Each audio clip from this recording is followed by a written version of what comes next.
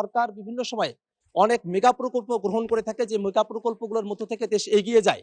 আমাদের মাননীয় মন্ত্রী মহোদয় এবং আমাদের সরকার, তারা কি এবার আমাদের স্থানীয় পর্যায়ে যাতে যোগাযোগ ব্যবস্থার উন্নতিটা সঠিকভাবে হয়, মানুষেরা যাতে তাদের বাড়ি পর্যন্ত অ্যাম্বুলেন্সটা অন্তত নিয়ে যেতে পারে, সহজে যাতে যাতায়াতটা করতে পারে, সে কারণে রুটিন পাকাকরণ কার্যক্রমের অতিরিক্ত হিসেবে পাকাকরণের জন্য মেগা প্রকল্প গ্রহণ করবে কিনা সেই ব্যাপারে আপনার মাধ্যমে মাননীয় মন্ত্রীর দৃষ্টি আকর্ষণ করছি। 200-র বেশি সার্ভিস ও ফিচারে লেনদেনের সব বিকাশ অ্যাপে সম্ভব। রংপুর 4 আসন থেকে নির্বাচিত মাননীয় সংসদ সদস্য জনাব আক্তার হোসেন একটি সম্পূরক প্রশ্ন করতে পারেন। ধন্যবাদ। মাননীয় স্পিকার, আপনার মাধ্যমে মাননীয় মন্ত্রীর দৃষ্টি আকর্ষণ করছি, আমরা যারা প্রত্যন্ত গ্রামাঞ্চল থেকে নির্বাচিত হয়েছি, আমরা আমাদের গ্রামের মানুষদেরকে সাথে নিয়ে আমরা যোগাযোগ ব্যবস্থার দুরবস্থার কারণে আমরা অত্যন্ত ভোগান্তির শিকার।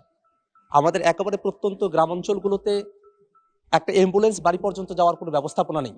এখন বর্ষাকাল সামনে চলে এসেছে, সেই বর্ষাকালে মানুষেরা তাদের বাড়িতে পর্যন্ত যেতে পারেন না।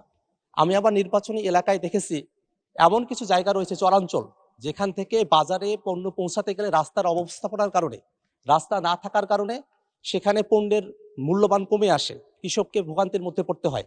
আবার সামনে শীতকাল, তখন ধুলাবালিতে মানুষদেরকে কষ্ট করতে হয়। আমি যদি আমার নির্বাচনী আসনের কথা বলি, সেখানে আমার 2টা উপজেলা রয়েছে। কাউনিয়া উপজেলাতে মোট 535 কিলোমিটার রাস্তা রয়েছে, তার মধ্যে মাত্র 198 কিলোমিটার পাকা করা হয়েছে, আর কাঁচা রাস্তা এখনো আছে 337 কিলোমিটার। পীরগাছা উপজেলায় 842 কিলোমিটার রাস্তা রয়েছে, পাকাকরণ করা হয়েছে মাত্র 291 কিলোমিটার, কাঁচা রাস্তা এখনো 551 কিলোমিটার। অর্থাৎ আমার রংপুর 4 আসনে যে 1377 কিলোমিটার রাস্তা রয়েছে, তার মাঝে মাত্র 489 কিলোমিটার পাকাকরণ করা হয়েছে, এখনো 888 কিলোমিটার পাকাকরণ করতে হবে। এর বাইরেও, জরিপের বাইরেও আরো 1000 কিলোমিটারের উপরে রাস্তা রয়েছে। আমার জানতে চাওয়ার বিষয় হলো যে সরকার বিভিন্ন সময়ে অনেক মেগা প্রকল্প গ্রহণ করে থাকে, যে মেগা প্রকল্পগুলোর মধ্য থেকে দেশ এগিয়ে যায়। আমাদের মাননীয় মন্ত্রী মহোদয় এবং আমাদের সরকার, তারা কি এবার আমাদের স্থানীয় পর্যায়ে যাতে যোগাযোগ ব্যবস্থার উন্নতিটা সঠিকভাবে হয়, মানুষেরা যাতে তাদের বাড়ি পর্যন্ত অ্যাম্বুলেন্সটা অন্তত নিয়ে যেতে পারে, সহজে যাতে যাতায়াতটা করতে পারে, সে কারণে রুটিন পাকাকরণ কার্যক্রমের অতিরিক্ত হিসেবে পাকাকরণের জন্য মেগা প্রকল্প গ্রহণ করবে কিনা সেই ব্যাপারে আপনার মাধ্যমে মাননীয় মন্ত্রীর দৃষ্টি আকর্ষণ করছি। ধন্যবাদ মাননীয় সদস্য। মাননীয় মন্ত্রী।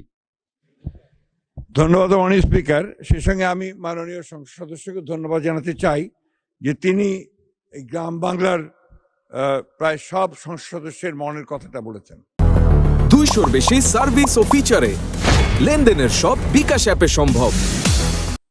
দুর্ভাগ্য আমাদের যে বিগত ফ্যাসিস্ট সরকারের আমলে এই উন্নয়নের নামে, মেগা প্রজেক্ট অথবা উন্নয়নের নামে যে চরম দুর্নীতি করা হয়েছে, সেটার ফলেই আজকে আমরা মাত্র 1 মাস হল সরকার এসেছি এবং সেটা আমরা উপলব্ধি করছি। এবং দুর্ভাগ্যক্রমে বিগত অন্তর্বর্তীকালীন সরকার আমলেও যারা দায়িত্বে ছিলেন, তারা নিজ নিজ এলাকায় ফান্ড নিয়ে চলে গেছেন, কিন্তু বিশেষ করে উত্তরাঞ্চলের অঞ্চলগুলোতে এই রাস্তাঘাটগুলো একেবারেই আপনার নেগলেক্টেড থেকে গেছে। আমি আপনার মাধ্যমে মাননীয় সংসদ সদস্যকে এই কথা দিতে পারি, ইনশাআল্লাহ আগামী দিনগুলোতে আমরা এই ধরনের কোনো দুর্নীতিকে প্রশ্রয় না দিয়ে আমরা গ্রামাঞ্চলের রাস্তাঘাটগুলোকে ও যোগাযোগ ব্যবস্থাকে সবচেয়ে বেশি গুরুত্ব দিয়ে কাজ করবো ইনশাআল্লাহ। মাননীয় স্পিকার, ধন্যবাদ।